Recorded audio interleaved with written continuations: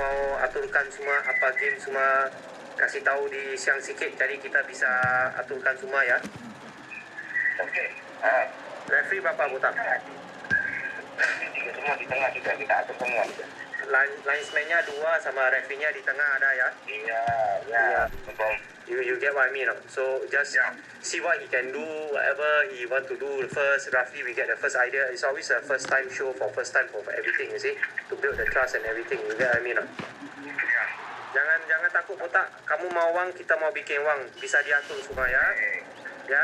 Saya mau kerja. Kamu juga mau kerja. Ya, so ingin dapat uang banyak. So everybody make big money botak. Jangan takut botak. Ya. Ya. Terima kasih.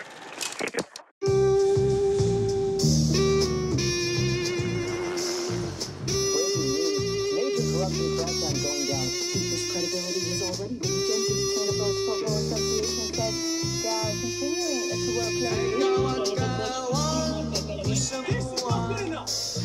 Marilah kita bermain bola. Lapangan bola ditendang, baru menyerang.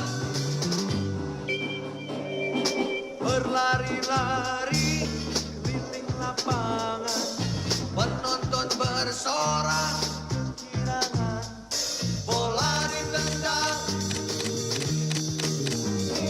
menjaga gawang, jatuh terjangkau.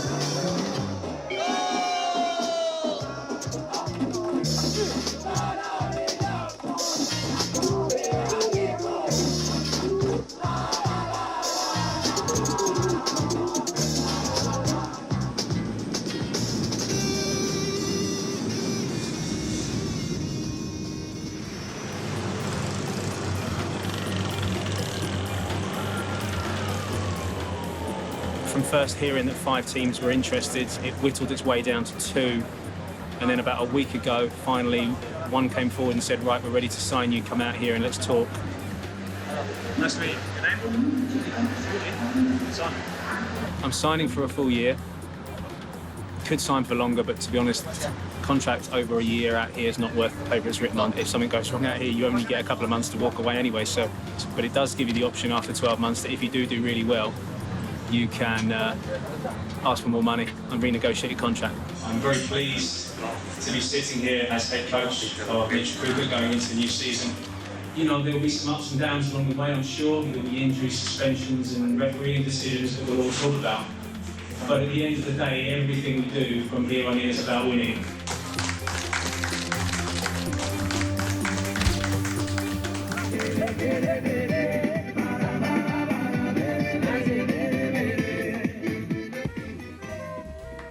Where do you begin with the problem of Indonesian football? There's been decades and decades of scandals, corruption, fans dying, watching the game, violence in the game, the usage of governmental funding, which makes it very political, which makes it very easy for match fixing to take place.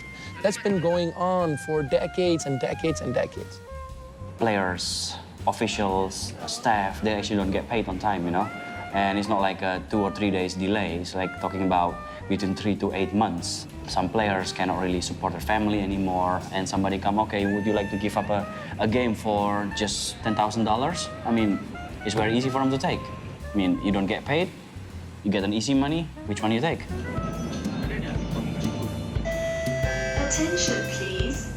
Please give way to alighting passengers. Now what I'm doing is, you don't have to get involved at all, right?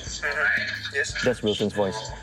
I am trying to organize a 4-nation under-23 tournament in Myanmar. Myanmar, Mali, Singapore, Thailand. If we can go ahead and have the 3rd and 4th place and the final, we are looking at $500,000 profit. Well, how much money is needed to ensure that Mali do what you say, Willie? So I will pay Mali about $40,000 per match. So they're gonna go back after 3 matches with $120,000, which is a lot of money for an African country. Yes. Okay, so for Mali to... Okay, it ends here. There are others. It's in my book, all the transcripts that we put in the book. And how much betting for a game? 1 million for the 2010 World Cup warm-up qualifiers. So it's crazy, man. It's big money. Fixing is not only for gambling, not only for money, but it could be for honor. It can be for political ends and so on. So there are many dimensions to match fixing, and it depends on what you want to get out of it.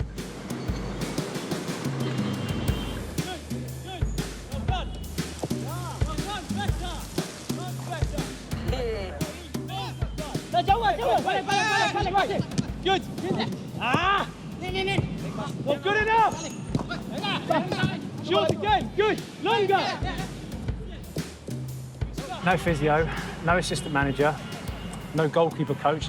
Yeah, disappointing with the organisation, to be honest. You can only work with the tools you're given. And I make you tired. I make you. Then I make you pass. let's just say it needs to improve. It needs to improve. If this is going to be a challenging club in Indonesia, they're signing a lot of players. So to be honest, the pressure on me is ramping up. In Indonesia a week, my first time working at this level in the country. And yeah, the manager's saying to me now he expects to win the league. So as you do, I suppose, we spend that much money, but it's just part and parcel of it. This is something I forget all the time. They pray before the game. There's me chatting away through their prayer and they're all waiting for me to stop talking. So I've got to get used to that. Can't work out, well, it's certainly not Catholic, so I'm not sure what religion it is. Coaches have to overcome so many problems here that other coaches in Europe don't have to.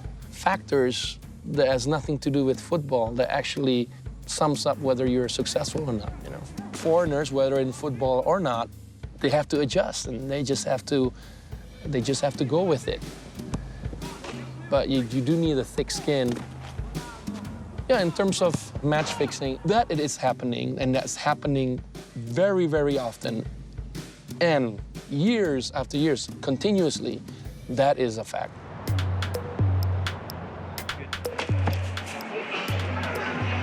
Rambutan ya, buat poker.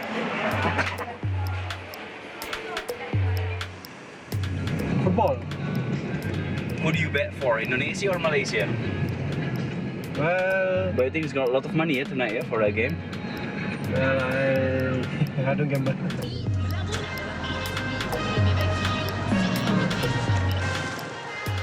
You see that, but you just cannot prove that. You just cannot prove that. And you will have a hunch, you will notice it, you will think about it. It's like, this is a case, this gotta be a case, but you just cannot prove it. In the situation like a match fixing and stuff, the physio will not be approached.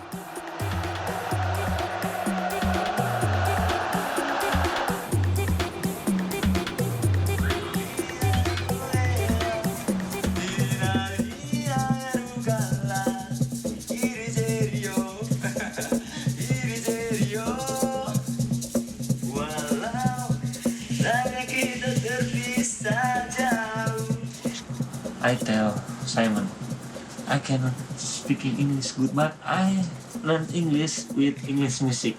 Sometimes I problem, but I always learn with Simon. Diferente here, hairstyle. Nickname in Brazil, Mini. Every time I see this, I like. Because first Koreans play in Brazil.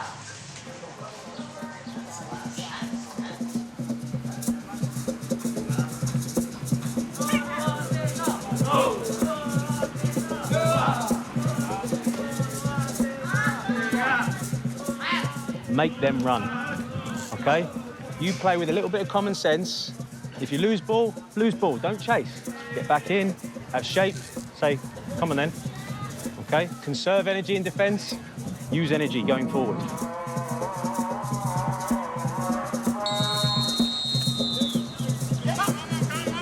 Bobby, come and get the ball, Bobby.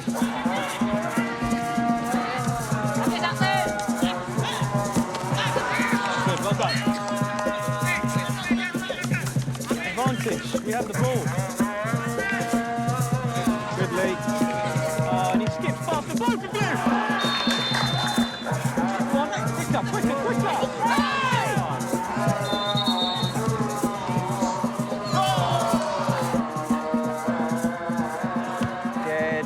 this. 0-0, I'd be, But we lost to a shit team. They're not good enough to beat us. But they have. Now, understand one thing. My teams do not stop. You play for my team, you fight until 94th, 95th, 96th minute. You don't just slow down. But today was more about me learning and them learning about me, and less really about the result. I thought the team we played against were a good team, but I think what we showed that we have a lot of ability, and we will get better and better and better. Today was just about learning. It was about understanding. So I'm happy. I don't like to lose. I never like to lose, but as far as what I've taken away from the game, I learned an awful lot about the players today. So that's good. Attacking to go to your right against the Philippines. I've been plucked from relative obscurity in, Ryman South, and being given an opportunity at the national team of the Philippines, and succeeding with that and taking them to their highest FIFA rankings they've ever been in their history.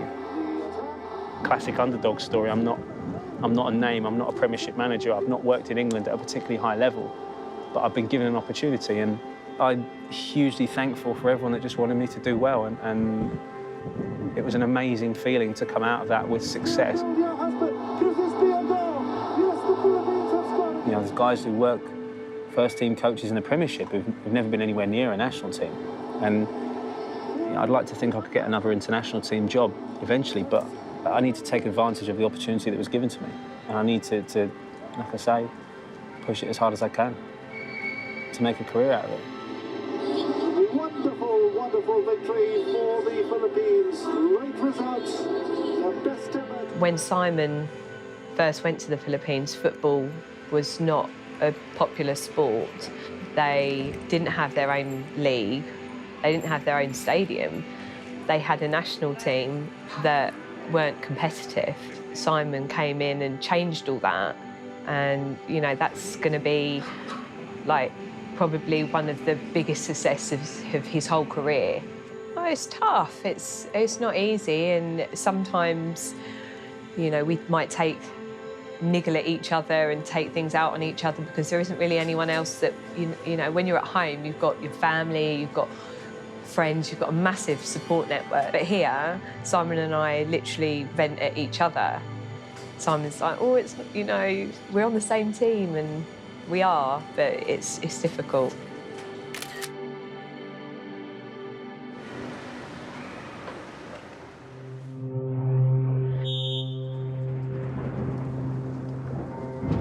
Come back to the match fixing or arranging a game. It's well possible because players might decide just to do anything to get something for themselves. Small bonuses to live, So yeah, we did just a small try, try out to see how simple or how easy it is actually maybe to buy a player or to give some money out for him to do something in a game, So we were asking this particular player, we're talking about the goalkeeper over here. We have 3 schemes for him. Whenever he get the first ball in the game, he will just kick it out to the stand anywhere for a throw out. The second one he has to do is just to fake an injury in the last 10 minutes of the game, basically asking for substitution. Now, if the coach has used 3 substitution and they're in winning position, we'll ask him to let a goal in, basically. Only in winning position, yeah? We just want to see whether it works or not. I'm sure you want to prove that it can be done easily. We've been getting proof from the horse's mouth in terms of secretly recorded conversations, SMSs, WhatsApp. But fixing a game, I think it's a bit too much. Yeah, too ballsy, man.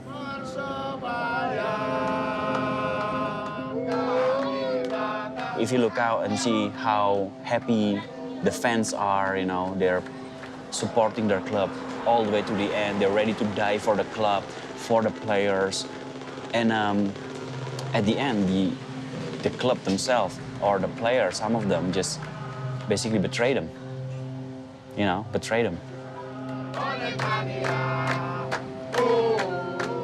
Indonesia has got the best fans. They're just amazingly loyal, and they just long for their national team to to win and be successful. And I just don't see this as just soccer. You have to understand, soccer is just a mirror of what goes on throughout the country at any level. Football Indonesia semua dengan money. Semua dengan rasuah. Kalau untuk player, saya paling tahu. Karena saya sudah terjun dalam situ. Contoh, mereka beli Twitter, mereka beli website, mereka bikin satu kompetisi.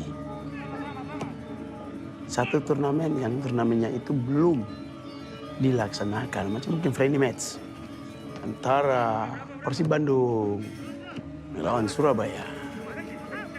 Tapi itu tak ada. Tak, rame di pasar Jurian. Semua pasang-pasang. Untuk besoknya main. Hari ini dikeluarin, tak 1 hari 2 hari. Lepas itu hilang, tak. Ini kan untuk Asia tuh memang berbisnisnya begitu. Pasar taruhan tuh seperti begitu. September 2010, when my boss asked me to look into a story of Togo playing Bahrain. It turned out that the Togo team was a fake one, and after asking the Bahrain side who organized the match, they told us it was a company in Singapore called Football for You. We realized that it belonged to one Wilson Raj Perumal. The company was a front. It didn't exist, and we realized that this could be something bigger, you know. As a coach, it's very frustrating if you see things happening that are not normal. But you cannot actually say, oh, that was match fixing, because they don't do it that obviously. There are some people that don't want to do that, some referees, but it's got so bad that some managers actually give money just so that the referees don't ref against them. And you ref fair. Here's some money for you to ref fair. You know, it just is horrible. As a coach, it's just, why do you do that? Why you train? Why you pick players? Why you keep players happy? Why do you make amazing speeches, like Braveheart speeches before a game, you know? It's pointless. You know, why do you study leadership and psychology? Why do you bother scouting? How do they play and coming up with appropriate tactics? And why bother all of that if in the 80th minute the referee just says penalty kick?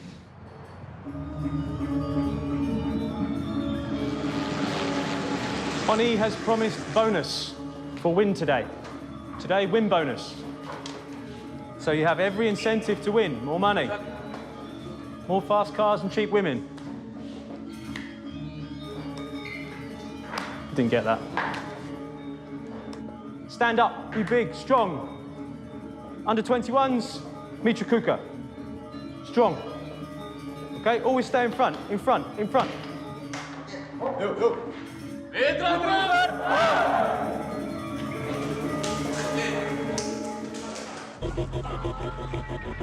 This is one of the things that annoy me. Match officials cutting corners. He should have done this before. You got the players out standing in the heat, out of the dressing room, and now he's talking to them. Some fucking self-important match official.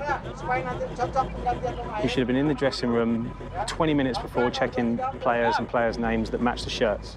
Not coming out here and doing it while all the players are now cooling down because they're out here, they've just stretched, and now they're standing waiting for some old codger to sort himself out and read names off a list. There you go. Thank you. Better.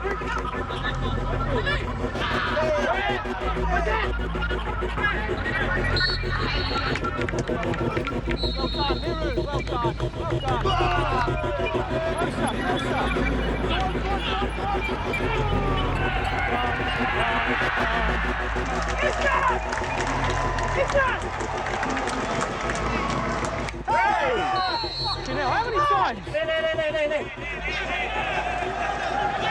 What's this about, eh? Like that? What's this about? This is a friendly. This is not good enough. Yes. Okay. Anyone else got upset about this, or is it just me?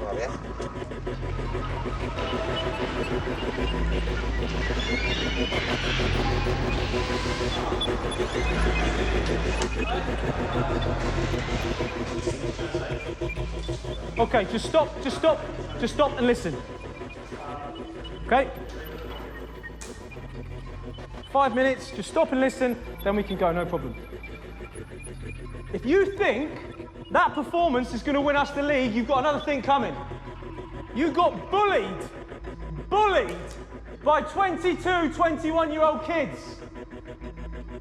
You're professional footballers earning good money, and you're, not tackling, run past.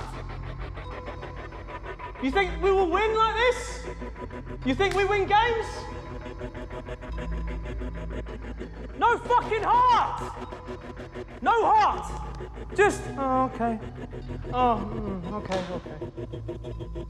Lee goes in, gets a fucking elbow in the head. That's how much they want to win. I'm not happy in the slightest about how we got bullied every tackle. Who hit someone? If you think that is enough, then that's not. Concentrate. Okay? Understand? Good. Okay.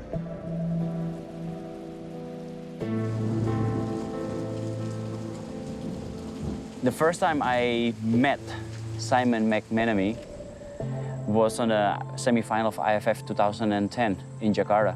After the Philippines games, and he became sort of, a media darling back then, and people like him. And then before you know, he became the coach of Mitra Kukar.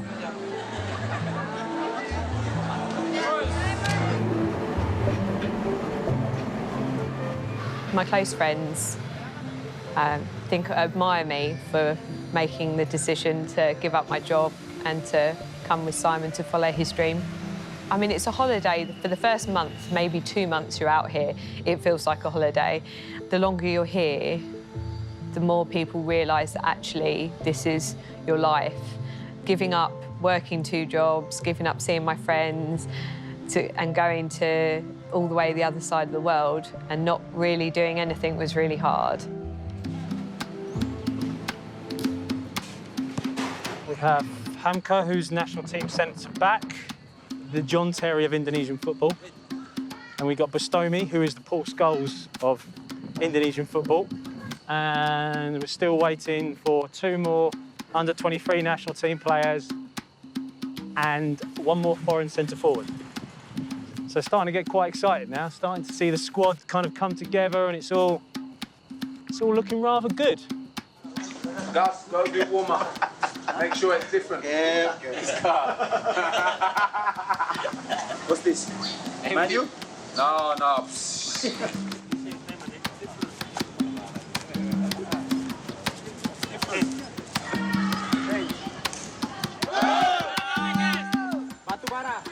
Players are trying to be more creative because they know they've got players that they can trust with the ball. It's quite exciting.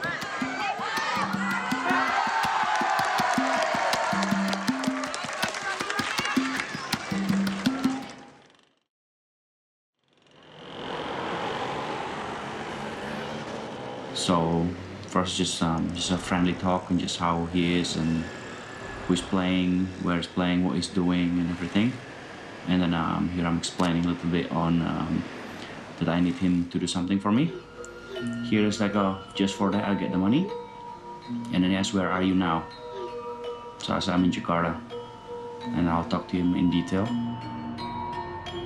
I know that as of May 2014, there had been attempts to fix 2 matches in the Indonesian Football League. Just listen, and this is a 3-way conversation. 7 player. Referee berapa botak? Semua di tengah juga, kita atur semua juga. Linesman-nya 2 sama referee-nya di tengah ada ya? Iya. Ini kalau mau bisa bikin first time nggak mau salah, nggak mau miscue, nggak mau kalawang. Ya. Nanti sudah turun, sudah bicara betul-betul, sudah sembang betul-betul, baru kita bisa ngomong pasal duitnya. Sekarang saya nggak mau tanya apa-apa, nanti tanya, kalau nggak jadi nggak cantik juga ya. So he mentioned the 2 teams here. Ya, tanggal 19. Oke, apa? Big money. Everybody make big money, botak. Jangan takut, botak. Ya, cantik juga ya. Terima kasih. Yeah. So if you tell me that it's not happening, people are too afraid to do things, nope. Some people are still in the business and they will do. But when it comes down to it, it's because it's so easy to fix games. True. It's almost like a business transaction. You want to make money, I want to make money too. So yeah, it's business. Halo Cak, signalnya jatuh soalnya. Iya. Habis latihan sore dah. Nggak apa-apa wes. Latihan jepit. Oh, dek kono dah.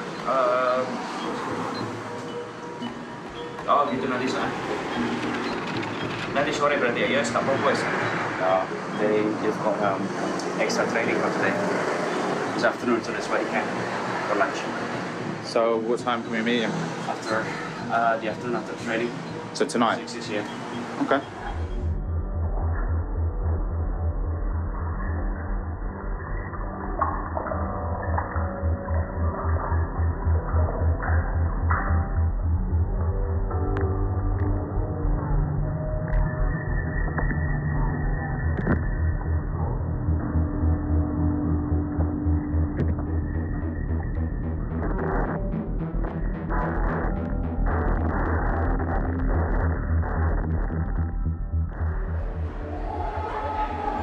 Biaya gaji lancaran.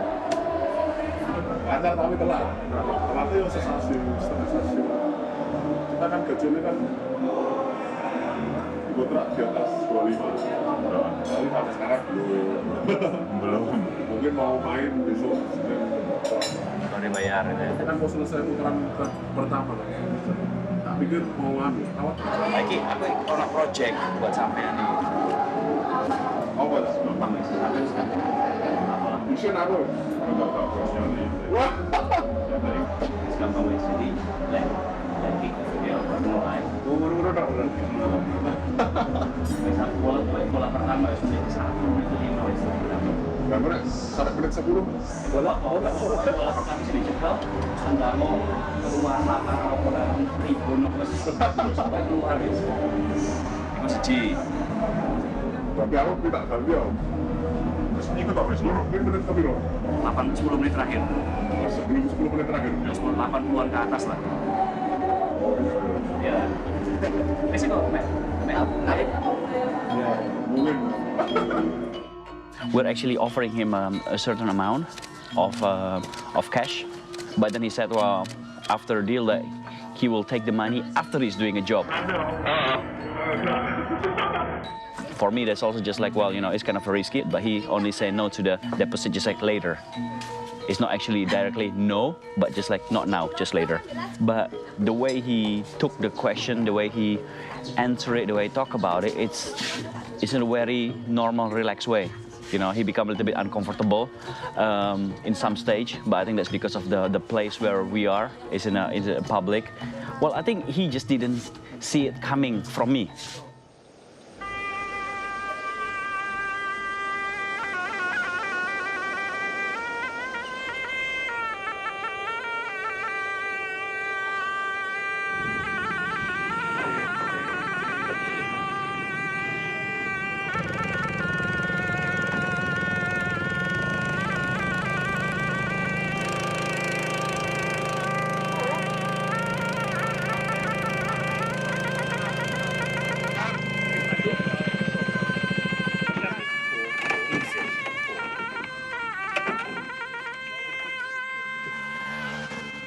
This looks like it's just dropped out of Europe somewhere. It's a European, but you can tell it's Asian at the same time because it's not looked after. It's 5 years old and it's dirty. And this is what frustrates me so much about Asian football, is they build these amazing stadiums like this, which is incredible. Considering we're in the middle of the jungle, 3 hours from the nearest airport, they build a stadium like this and then just let it rot. I'd love to see it full, it just very rarely is. Sepak bola Indonesia juga dilanda oleh berbagai macam rumor dan tudingan, di antaranya banyaknya permainan suap di dalam setiap event pertandingan. Apa yang sebenarnya terjadi? So what happens a lot is that the mayor appoints a manager that was involved in his election campaign. And so the manager uses the club as a platform to make money. you know? And so what he does is he appoints a coach and he gets a cut from the coach, a certain million.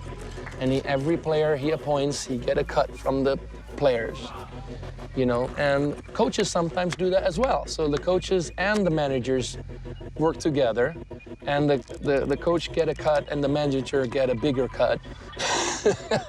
It's just, you know, it's funny, but it's so sad, you know? If you can't win, might as well lose. And if you lose, hopefully you can lose by such a scoreline. Now, if it's been agreed that that would be the scoreline, then the match fixer with that information, he will go to his betting operations, illegal betting operations, and inform his superiors that the game is going to turn out this way. So with that knowledge of the scoreline, they will bet whatever amount that would not raise any suspicion. Of course, at the top you have one boss, or maybe the most two. They are the ones who will finance the operations.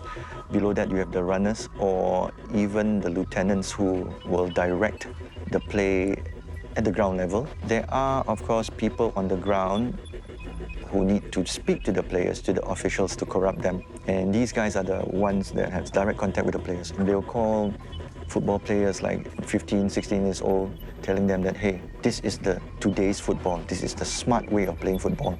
You lose the game, yes, but you have something in your pocket, you know. For a guy that young, he might not know the consequences, but that's how they work. They tell them that this is today's smart football. Simon actually got told that a referee had phoned the club, said if you want to guarantee a win, it's going to cost you however much. Someone told Simon, and Simon was just like, not happy. And he spoke to the owner. And the owner was like, oh, well, you know, sometimes you have to, in order to win. And Simon's like, no, we're not doing that, not while I'm head coach. You know, I'm not being any part of that. And the owner was like, oh, no, yes, of course, no, we're not part of that and everything. And it was completely brushed aside and forgotten, and it wasn't that. But then Simon's going into that game thinking, well, the other head coach has probably had exactly the same phone call. I don't know if he said yes or not. So you could be going in there, all the preparation in the world, not going to win. Okay, we go.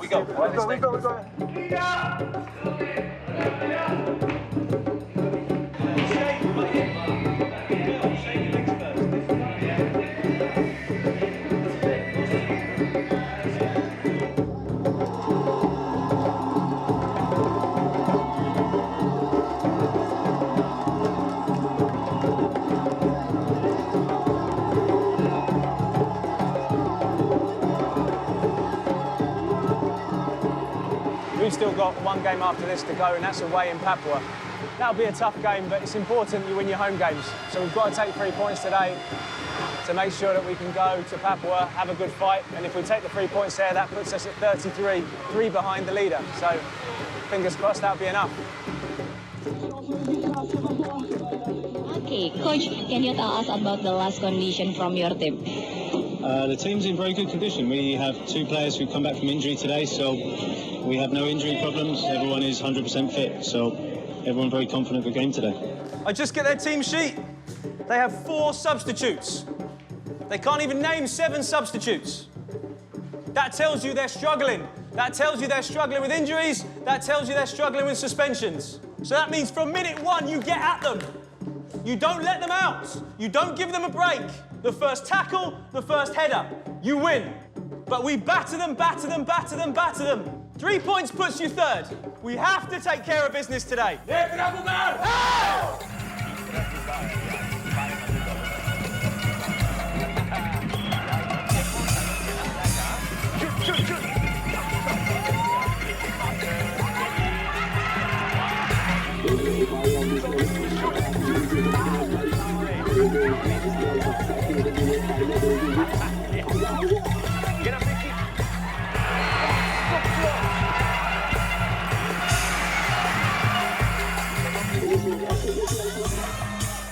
This team have come here to defend.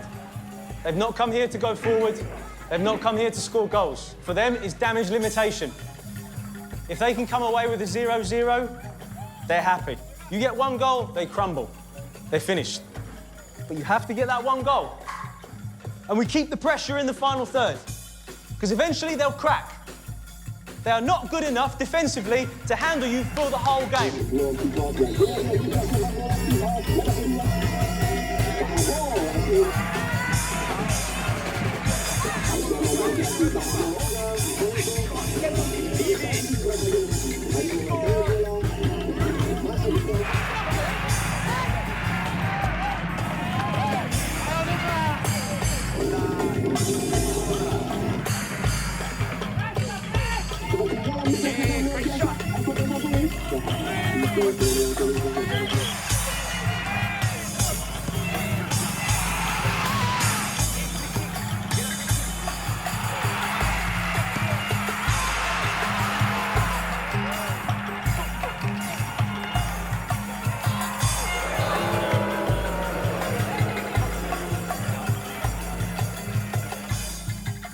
That is a really, really difficult one to take.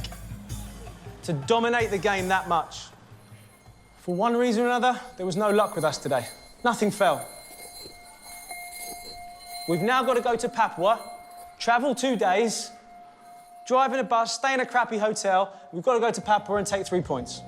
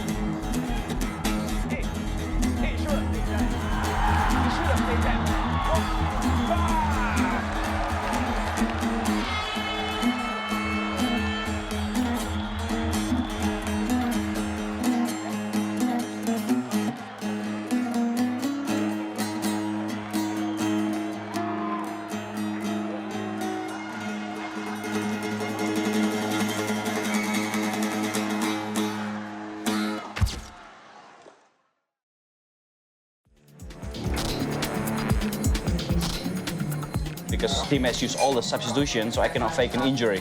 But because we talk about that, me letting a goal in, then I did that. I just confirmed in a WhatsApp.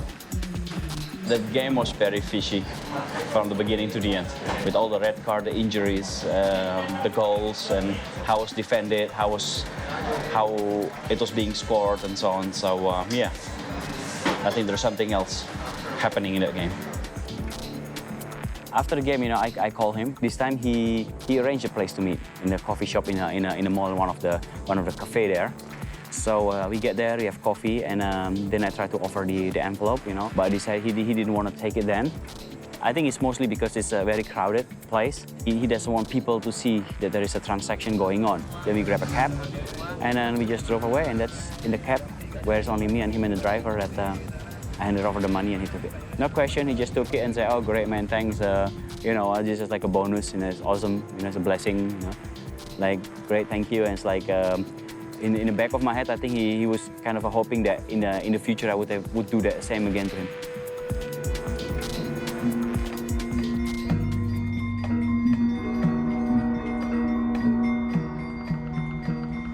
We would like to interview him and ask him to speak in front of the camera.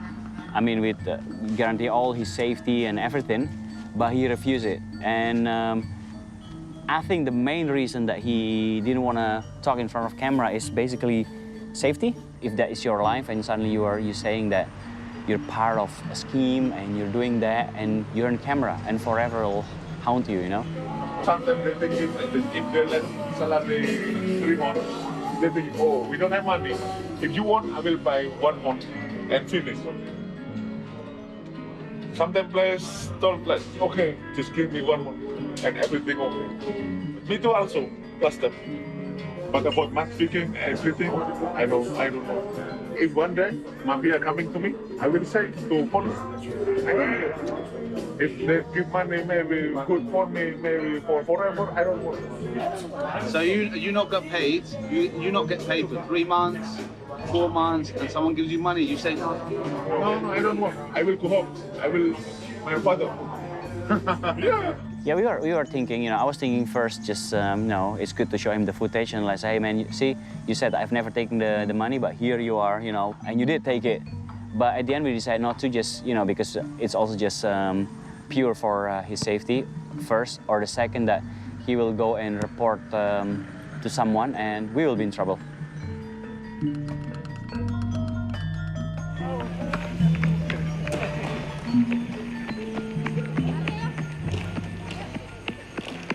That seems quiet. I have to write what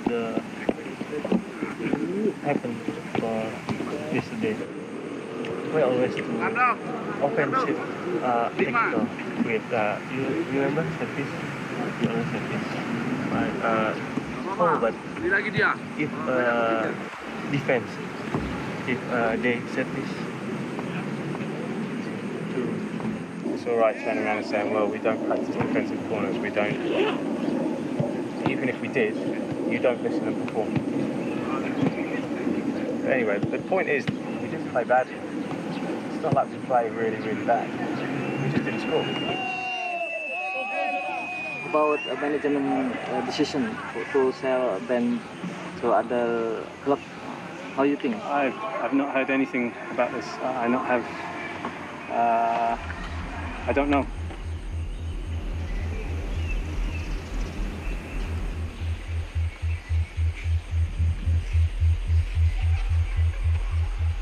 All good? Can give him a sack. What? Just both can give him a sack.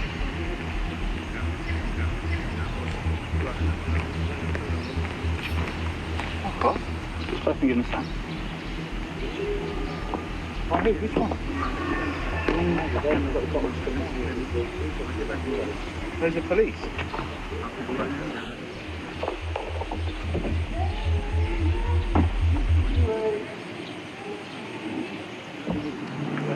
Timing couldn't have been any better.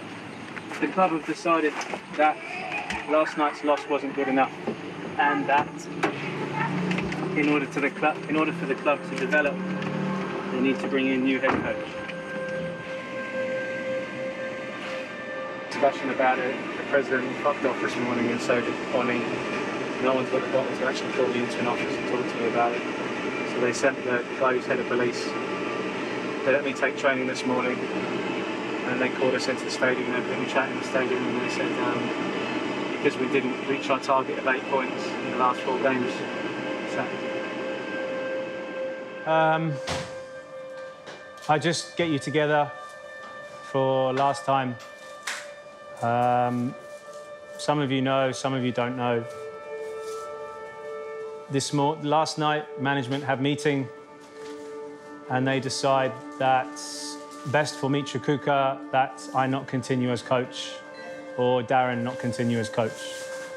I don't know what happens from here for For you guys, I'm sure you will be all looked after. With me, nothing is ever personal. Everything is always football. I said to you, first day of season, I will put the best 11 players I have, in my opinion, on the football field. And if players get left out, I must deal with that. But you will only ever get left out for football reason, never for personal reason. You must believe that to be true. Thank you. Thank you. Thank you. Thank you. Thank you. I go in your home and I talk maybe my boss. Yeah. Just want you coach in Arema. Well, if they want, they want. But just stay in touch, let me know. Yeah. Right, we go. Nanti sore kita ke rumah dia.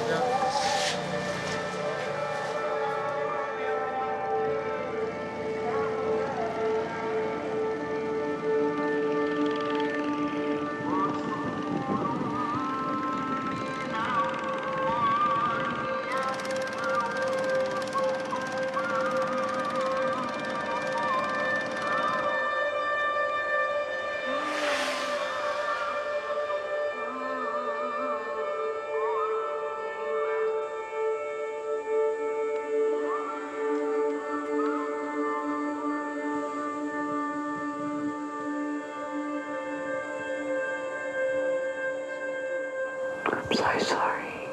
I don't know what to say. There's nothing you can say. Don't worry.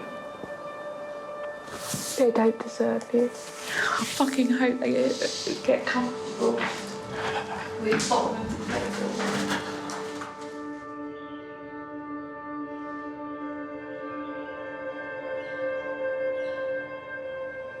Leaving the club fourth in the league, half a season done.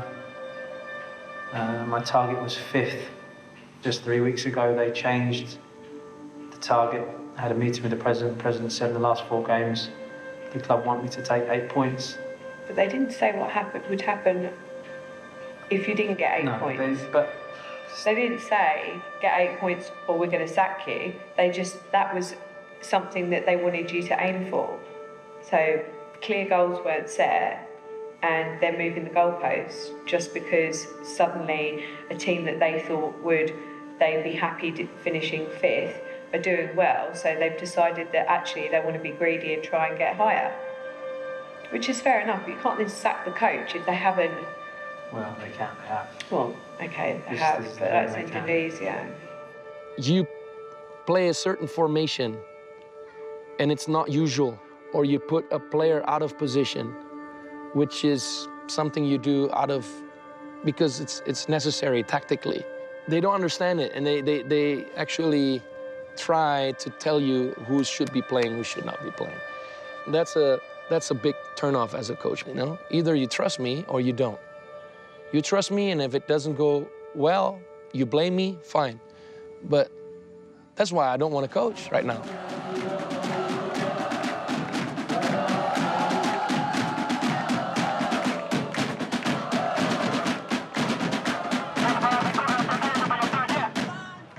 Today we're playing Surabaya Bayangkara United. I mean, man, I don't even know their name anymore. They've been changing it a lot this year. It's a team owned by police force in Indonesia. So we're gonna expect a lot of police supporters in the stadium today. Well, I think with Simon McManamy, I think he got a culture shock. That's how I see it, you know. He come with an amazing football strategy and tactics and game plan, but I think he missed something about the culture. If Simon probably understand that and managed to dig into that, I think he will do really good over here. Because I mean, he already people like him. Without doubt, the most enjoyable part of this job is standing in front of so many people every week, standing in front of so many crazy fans, appreciating the passion for your team and against your team.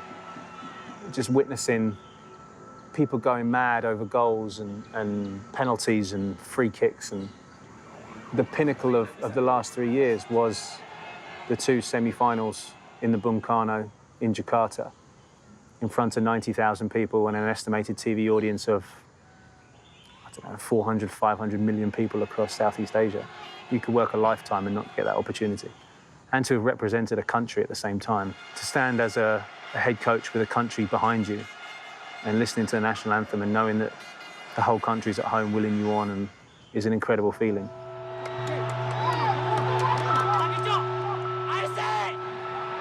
Maybe in the last 4 years or 5 years where the publicity and the awareness of match fixing has risen to this, what it is today, there will be people who are naturally skeptical of what they're seeing on the screen, on the field, and they will question, like, is this a fixed match?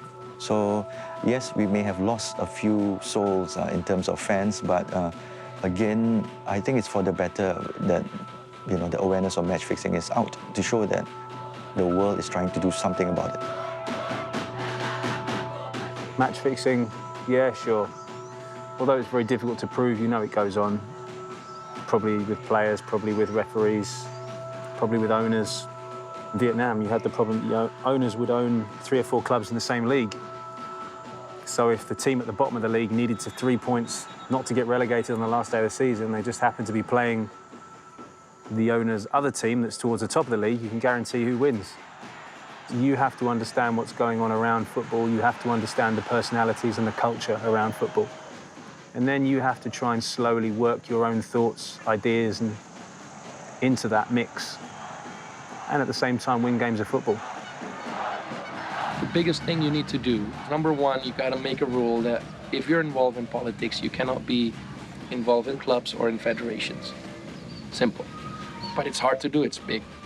The next step would be to not allow government funding for clubs. Lots of clubs would die, but it's better to have a league made out of 12 healthy clubs that are not political, not government funded. That way you don't mix politics with football. That way you take out the corruption. And that way you take out match fixing. Then you need hunters like these guys who go around the world, who behave like match fixers in terms of searching out targets.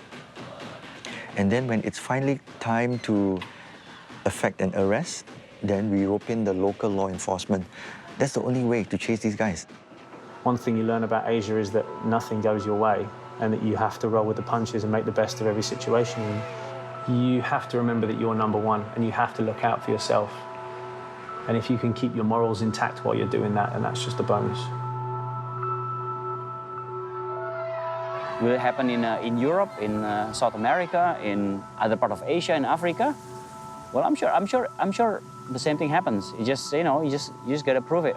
The supporters out there are just giving all their heart out to sing, to jump, and if at the end the game is just being corrupted, being fixed, so what's the point of having a football game really? You wanna have a clean game.